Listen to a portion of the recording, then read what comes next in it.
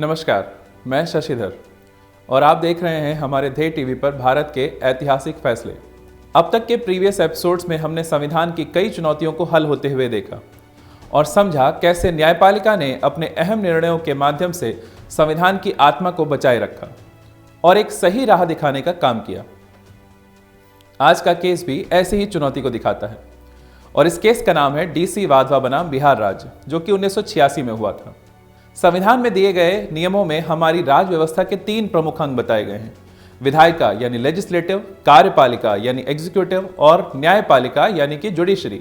Law बनाने का काम संसद को दिया गया है, जिसके माध्यम से देश का शासन सरकार द्वारा चलाया जाना सुनिश्चित किया गया। हमारी संसद साल में 3 सत्रों यानी सेशंस में काम करती है, जैसे बजट सेशन, मॉनसून सेशन और विंटर सेशन। इन तीनों सत्रों में संसद कुछ निश्चित दिन तक ही कानून बनाने का काम करती है। अब कभी ऐसी स्थिति भी आ सकती थी कि संसद सत्र में ना हो और हमें अचानक किसी कानून को बनाने की जरूरत पड़ जाए। यही सोचकर संविधान निर्माताओं ने ऐसी इमरजेंसी सिचुएशंस में कानून बनाने के लिए अध्यादेश की सुविधा संविधान में डाल दी। अनुच्छेद 123 व अनुच्छेद 213 राज्य के राष्ट्रपति और राज्यों के लिए राज्यपाल को अध्यादेश जारी करने की शक्ति देता है। सरल शब्दों में कहा जाए तो इस प्रावधान के अनुसार जब संसद सत्र में ना हो तो राष्ट्रपति अध्यादेश जारी करके आकस्मिक परिस्थितियों को मैनेज करने की शक्ति सरकार को दे सकते हैं। पर सोचिए कि क्या हो कि जानबूझकर संसद के सत्र के समाप्त होने का इंतजार किया जाए और फिर संसद में चर्चा से बचने के लिए या चोर रास्ते से सरकार चलाने के लिए ऐसे अध्यादेश जारी किया जाए, तो क्या होगा? इसी मुद्दे को हल करती है हमारी आज की कहानी, जिसमें सुप्रीम कोर्ट ने एक बड़ी कमी को दूर करके सरकारों को मनमानी करने से रोक दिया। दरअसल बिहार राज्य में एक अध्यादेश राज करने की प्रथा चल पड़ी थी और सरकार चोर रास्ते से गवर्नर के माध्यम से अध्यादेश जारी करके बिहार का शासन चला रही थी। 1967 से 1981 के दौरान बिहार राज्यपाल ने 256 बार अध्यादेश जारी किए, जिसमें कुछ अध्यादेशों की अवधि 1 वर्ष से 14 वर्ष के बीच की थी। दरअसल बिहार सरकार विधानसभा का सत्र समाप्त होने के बाद एक ही अध्यादेश को बार बार जारी कर रही थी और सत्र शुरू होने से ठीक पहले उस अध्यादेश को वापस ले लिया करती थी, जिससे वो उस अध्यादेश को विधानसभा की चर्चा से बचा सके। इसी कमी को पकड़ा डॉक्टर DC वाधवा ने, जो कि पुणे के Gokhale institute of politics and economics में पढ़ाया करते थे। उन्होंने इस कमी को संवैधानिक नियमों का उल्लंघन मानते हुए इसे एक रिट याचिका के माध्यम से सुप्रीम कोर्ट में चुनौती दे दी।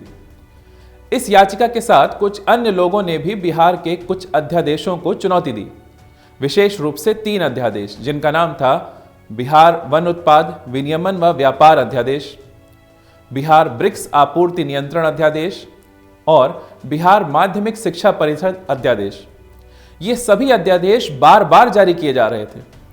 याचिकाकर्ता द्वारा यह तर्क दिया गया कि इस तरह बार बार अध्यादेश जारी किए जाने से देश में संविधान द्वारा स्थापित प्रशासनिक प्रक्रिया प्रभावित हो रही है, इसीलिए इसे रोका जाए। जबकि सरकार द्वारा यह तर्क दिया गया कि उपरोक्त 3 अध्यादेशों में 2 फिलहाल विघटित स्थिति में है और तीसरा विधानसभा के समक्ष लंबित है। याचिकाकर्ता DC वाधवा बिहार के निवासी भी नहीं हैं, इसीलिए उनका कोई हित ऐसे अध्यादेशों से प्रभावित नहीं होता। न्यायपालिका राष्ट्रपति और राज्यपाल की अध्यादेश जारी करने की शक्ति की समीक्षा भी नहीं कर सकती, क्योंकि इन लोगों को इनके कार्यकाल के दौरान किसी न्यायपालिका के प्रति जवाबदेह नहीं बनाया जा सकता। कुछ ऐसे तर्क थे बिहार सरकार के। मामले की सुनवाई 5 न्यायाधीशों की खंडपीठ कर रही थी, जिसकी अध्यक्षता तत्कालीन मुख्य न्यायाधीश PN भगवती जी ने की और पीठ के अन्य न्यायाधीश थे रंगनाथ मिश्रा, GL ओझा, MM दत्त और KN सिंह। न्यायपालिका ने यह निर्णय दिया कि इस तरह से अध्यादेश को लाया जाना अवैध व असंवैधानिक है। सुप्रीम कोर्ट ने अध्यादेश को इस प्रकार जारी किए जाने की शक्ति को लोकतांत्रिक प्रक्रिया की तोड़फोड़ और सत्ता का दुरुपयोग जैसी संज्ञा दी और सरकार के इस तर्कहीन अभ्यास को खारिज कर दिया और यह भी कहा कि एक ही अध्यादेश को बार बार लागू करना संविधान के प्रावधानों का दुरुपयोग है और लोकतांत्रिक प्रक्रिया का विनाश है। न्यायपालिका ने यह भी कहा कि अध्यादेश न्यायिक समीक्षा से अछूते नहीं होते हैं और अगर अध्यादेश गलत तरीके से प्रख्यापित यानी लागू किए जाएं तो न्यायालय किसी भी ऐसे अध्यादेश को अमान्य घोषित कर सकती है। साथ ही न्यायपालिका ने यह भी निर्देश दिया कि अध्यादेश प्रख्यापित करने की शक्ति का उपयोग केवल असाधारण यानी आपातकालीन परिस्थितियों में ही किया जाना चाहिए, न कि किसी व्यक्ति की राजनीतिक जरूरतों को पूरा करने के लिए। इस तरह से न्यायपालिका ने हमेशा के लिए एक ट्रेंड सेट कर दिया कि इस तरह संविधान के प्रावधानों की टूट फूट करके अध्यादेश के माध्यम से देश का शासन नहीं किया जा सकता। और फिर से एक बार न्यायपालिका ने संविधान की आत्मा को बचाने का कार्य किया। तो आज की कहानी में इतना ही। ऐसे ही रोचक किस्से और कहानियों को लेकर मैं फिर मिलूंगा। तब तक के लिए अलविदा।